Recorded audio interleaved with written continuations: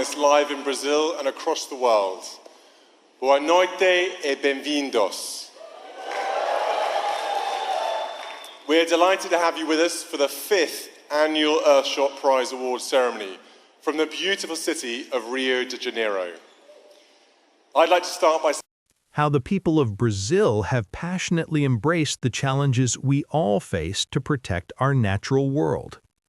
When I founded the Palais, the palace just confirmed something nobody saw coming. William, the Crown Prince, has been fighting a private battle that finally broke him. Behind his calm smile and perfect duty, he was slowly falling apart. His family watched it happen, powerless to stop it. What heartbreaking struggles has William been hiding from us? Stay tuned as we reveal the devastating reality. The morning the crown cracked. The announcement hit newsrooms across Britain while most of the country was still waking under a cold December sky.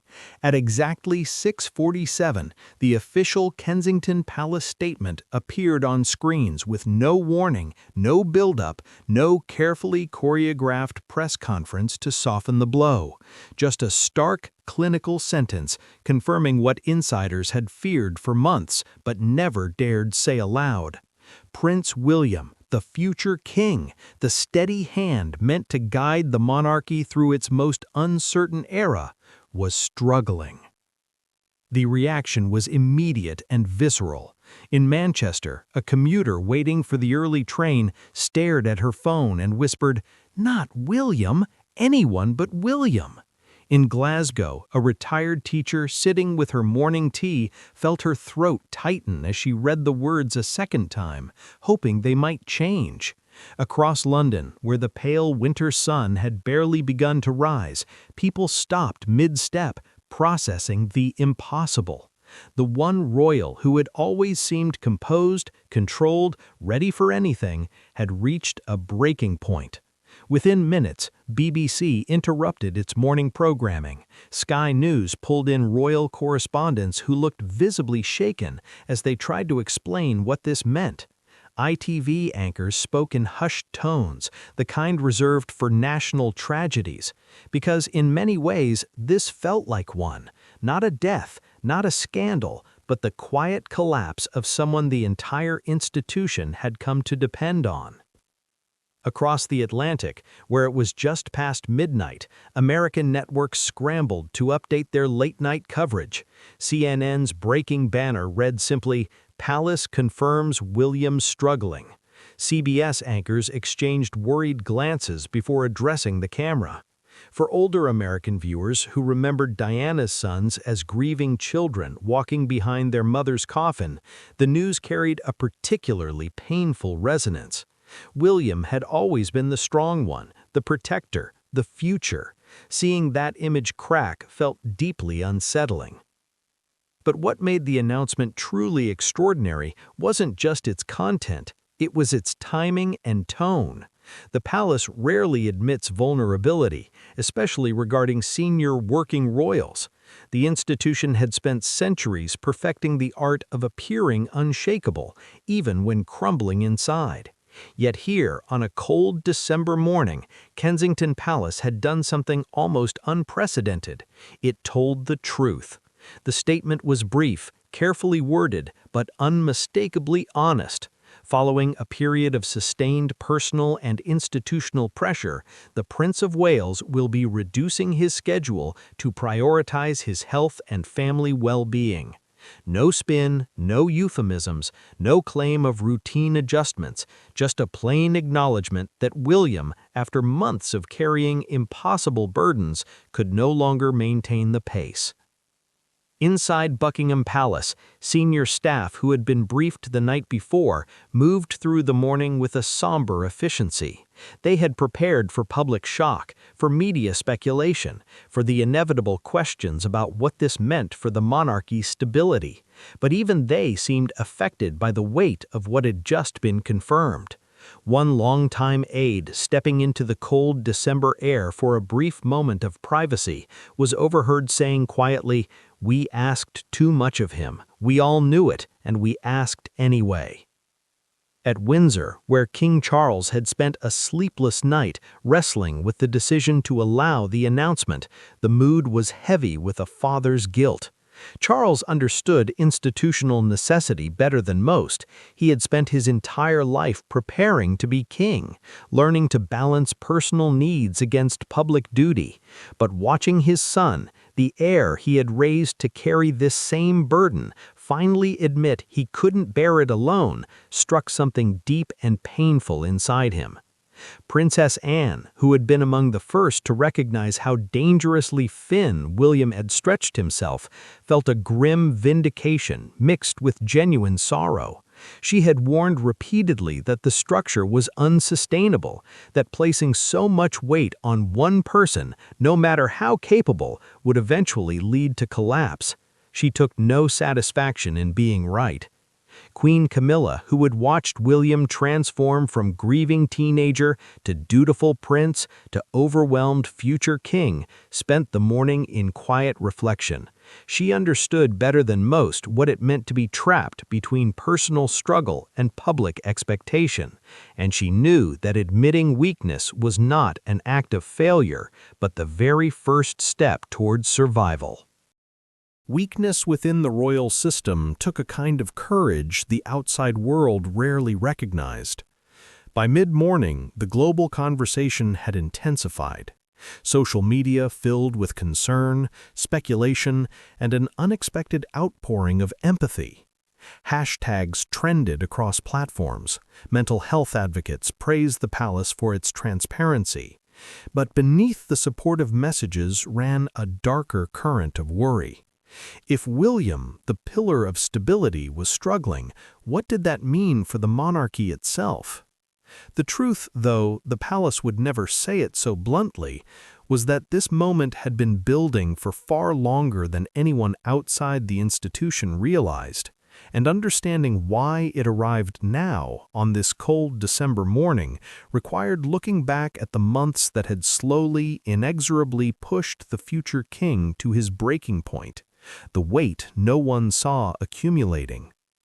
To understand how Prince William reached the point where the palace had no choice but to intervene publicly, we must step back through the months that preceded this December morning.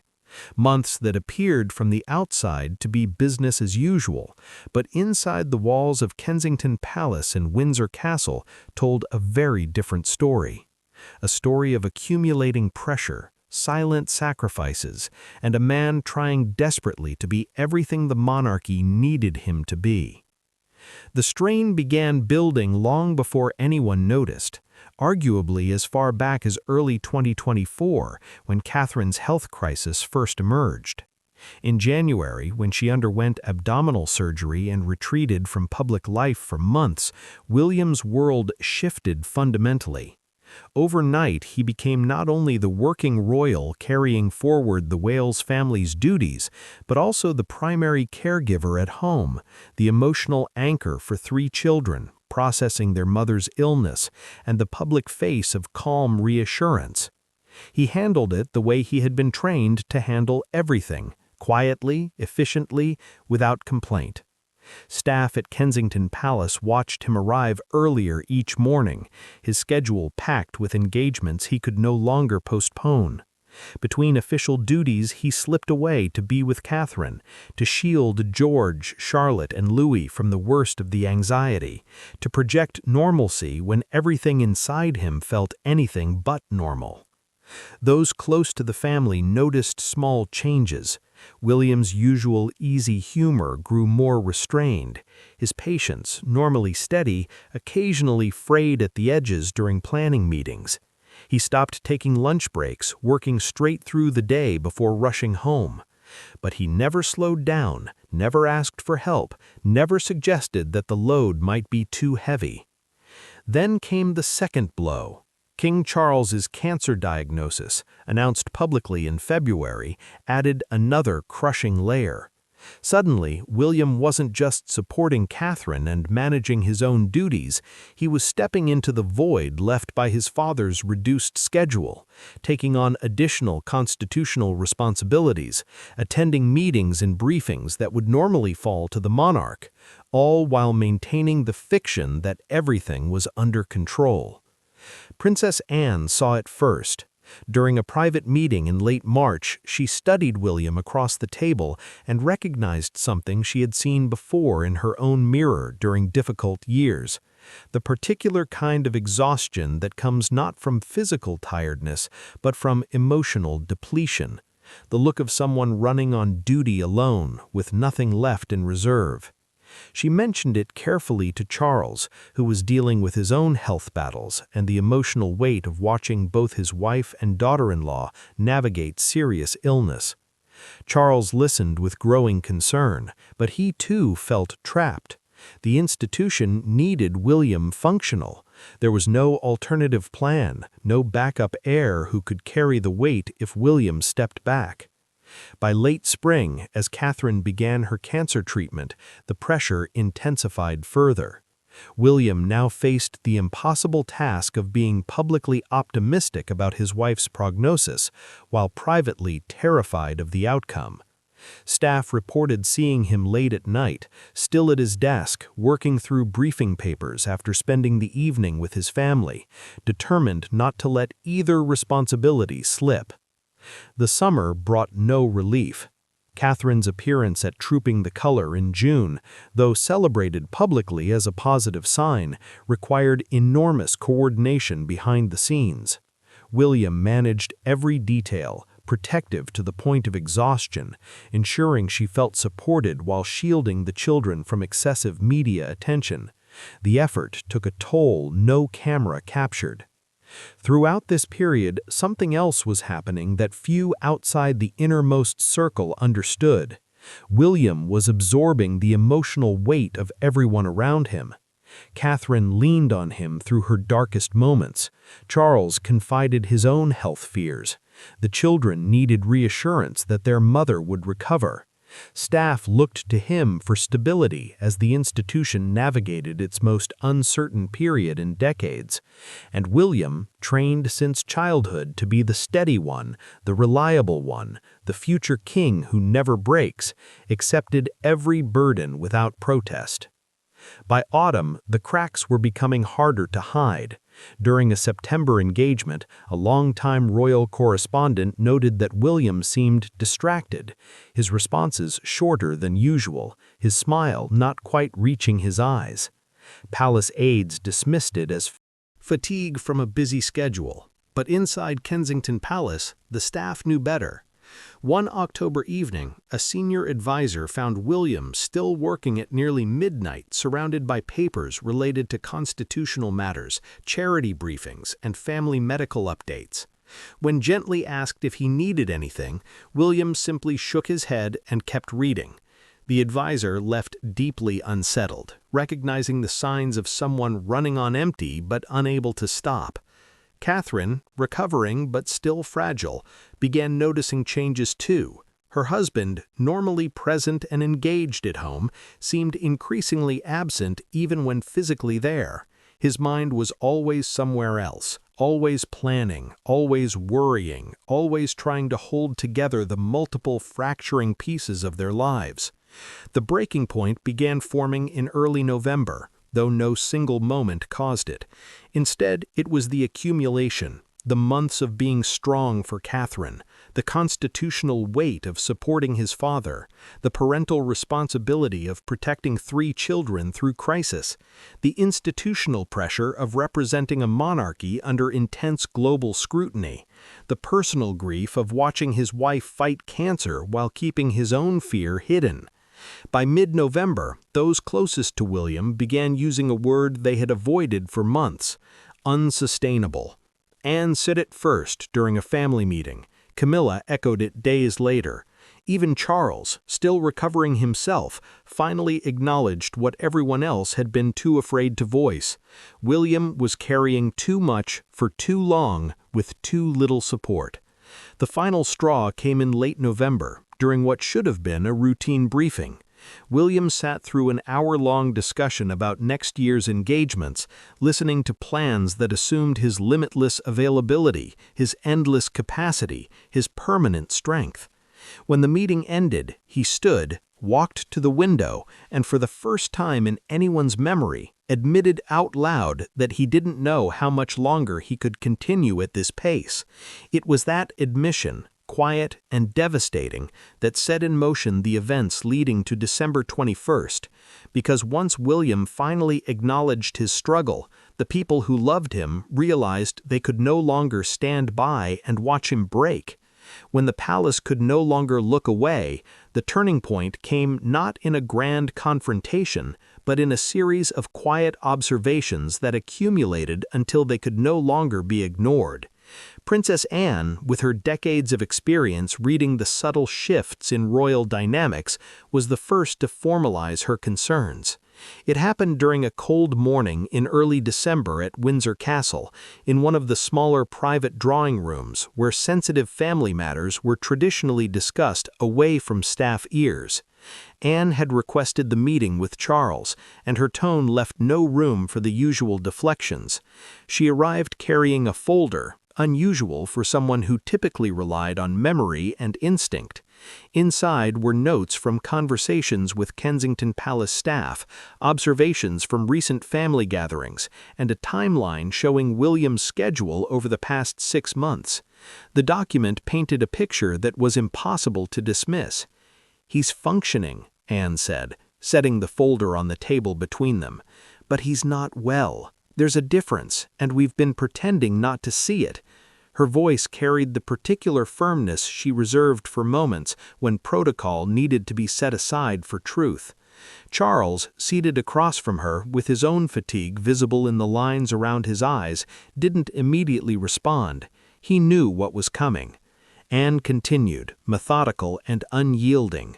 She described the weight William had been carrying since January, Catherine's surgery and subsequent cancer diagnosis, the children's emotional needs during their mother's treatment, the constitutional responsibilities he'd absorbed when Charles stepped back for his own health crisis, the public engagements he'd maintained without pause, the careful management of media narratives around both Catherine's and Charles's conditions, the private worry he carried but never voiced. "He's 30 pieces of himself," Anne said quietly, "and none of them whole." It was the kind of observation only someone who had survived decades of royal pressure could make. Anne understood what it meant to fracture under duty's weight while maintaining a flawless public facade. She had lived it herself during darker years of her own life. Charles listened, his hands folded tightly. As a father, he felt the sharp sting of guilt. As a king, he understood the impossible position they'd all played a part in creating. The monarchy needed William functional. The institution depended on his steadiness, especially now with both Charles and Catherine dealing with health crises. But Anne was right. They had been asking the impossible and calling it duty. The conversation grew heavier as Anne detailed specific incidents. A moment in late November when William had excused himself from a family dinner, only to be found 20 minutes later standing alone in a dark corridor staring at nothing. The increasing frequency with which he worked past midnight, as though stopping would allow everything he was holding to collapse. The way his responses during meetings had become shorter, more mechanical, as if he was operating on autopilot. Queen Camilla joined the discussion later that morning, bringing her own perspective shaped by years of navigating public scrutiny and private pain. She had watched William transform. "Over the past year, from a confident, engaged prince and a someone running on sheer will, he reminds me of you," she said to Charles, "during your worst years, present but absent, functional but emptied." The comparison struck Charles deeply. He remembered those years, the ones where duty consumed everything else, where personal struggle was buried so deep it nearly destroyed him from the inside. He had survived, but barely, and the cost had been steep. The thought of William walking that same path, perhaps toward that same edge, was unbearable. What troubled the family most wasn't dramatic collapse, it was the quiet grinding down of someone they loved. William hadn't broken spectacularly, he had simply been eroded day by day, responsibility by responsibility, until what remained was a man going through motions he'd perfected but could no longer sustain. Inside Kensington Palace, the staff had been having their own worried conversations. William's private secretary, a woman who had worked with him for years, finally voiced what many had been thinking. He needs intervention, not support. Support implies he's managing. He's not. The assessment was shared carefully with senior household officials, who in turn brought it to the attention of those closest to William. Catherine, despite her own recovery journey, had become increasingly alarmed. She knew her husband better than anyone, could read the signs others might miss. The way he held tension in his shoulders even during quiet moments at home, the distant look in his eyes when he thought no one was watching, the careful control he maintained over every word, every expression, as though one slip might cause everything to unravel. One evening in early December, after the children were asleep, she finally confronted him directly, not with anger, but with the quiet devastation of someone watching a person they love disappear beneath burdens they refuse to set down. "You're drowning," she said simply, "and you won't let anyone pull you up." William's response was practiced deflection. He was fine, just busy. The schedule would ease soon. Everything was manageable. But Catherine, weakened physically yet emotionally clear-sighted, didn't accept the reassurance. "You've been saying that since January," she replied. "It's December now, and you're worse, not better." That conversation, private and painful, became the catalyst for what happened next. Catherine reached out to Anne the following day, something she rarely did for personal family matters. But this wasn't about protocol or appearances. This was about survival. Anne listened carefully to Catherine's concerns, and what she heard confirmed everything she'd already observed. William was in crisis, even if he refused to name it as such. By mid-December, a small group had formed, bound by shared concern and determination. Anne, Camilla, Catherine, and eventually Charles all agreed that something had to change.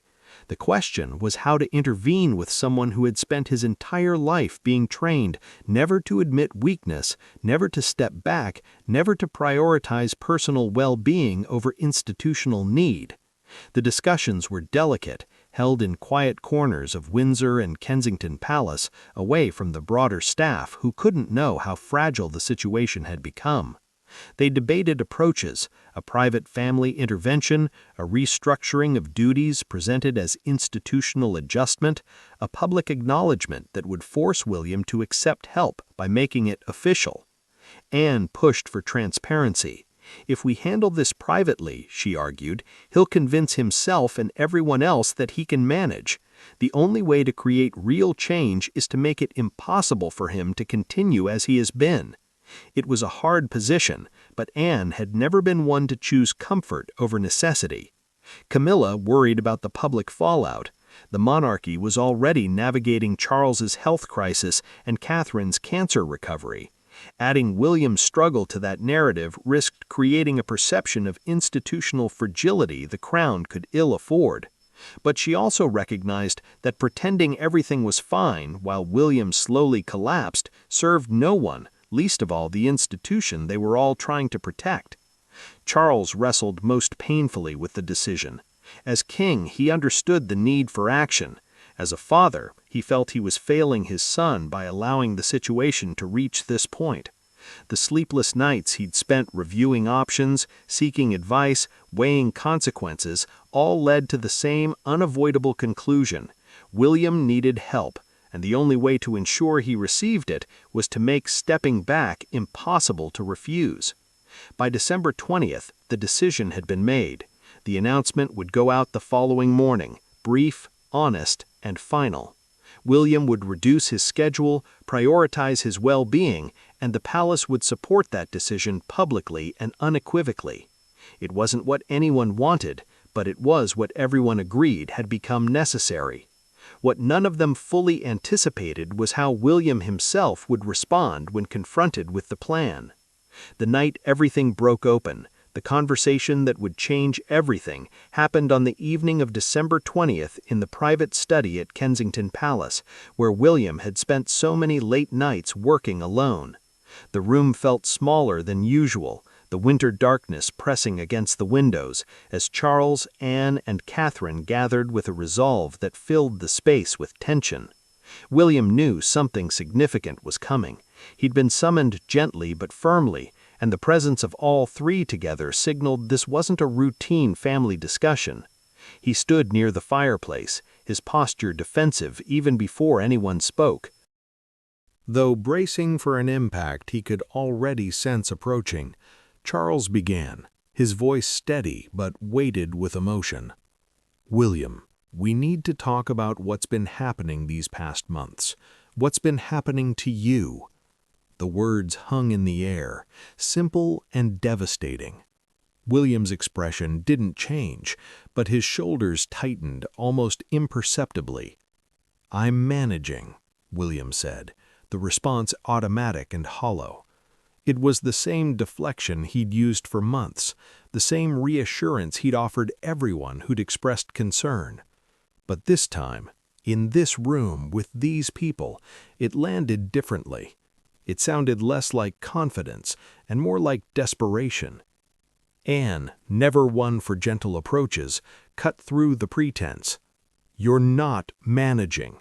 You're surviving, barely, and we've watched you fade for months while pretending not to notice." Her voice carried no judgment, only the blunt truth she believed he needed to hear. "This stops now." William's jaw tightened. "I have responsibilities. The family needs—" Catherine interrupted him, her voice quiet but firm. "The family needs you whole, not broken. The children need their father present, not exhausted. I need my husband, not someone running himself into the ground trying to hold everything together alone."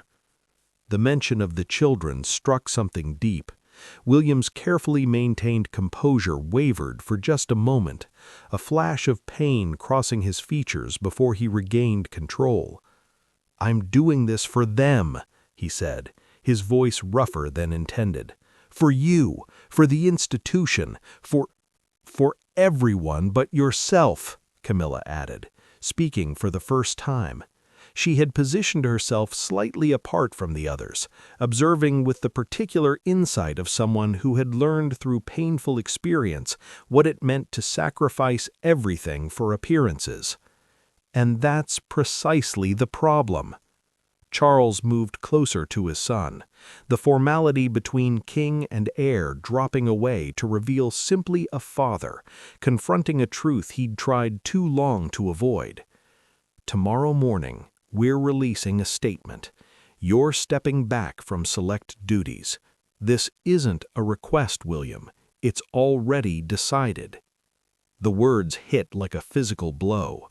William stared at his father, disbelief and anger flashing across his face. "You can't make that decision for me. My schedule, my duties, those are my responsibilities." His voice rose slightly, the careful control slipping. "You're asking me to abandon—" "We're asking you to survive," Anne interrupted sharply. "There's a difference, and if you can't see it, that proves exactly why this intervention is necessary."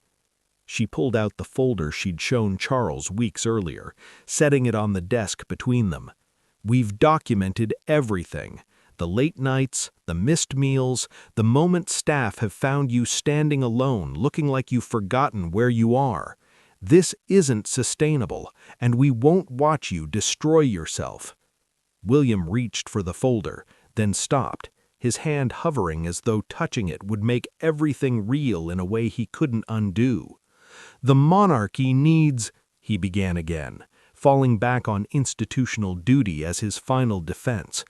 "The monarchy needs a future king who will live long enough to wear the crown," Charles said quietly, the statement landing with devastating simplicity.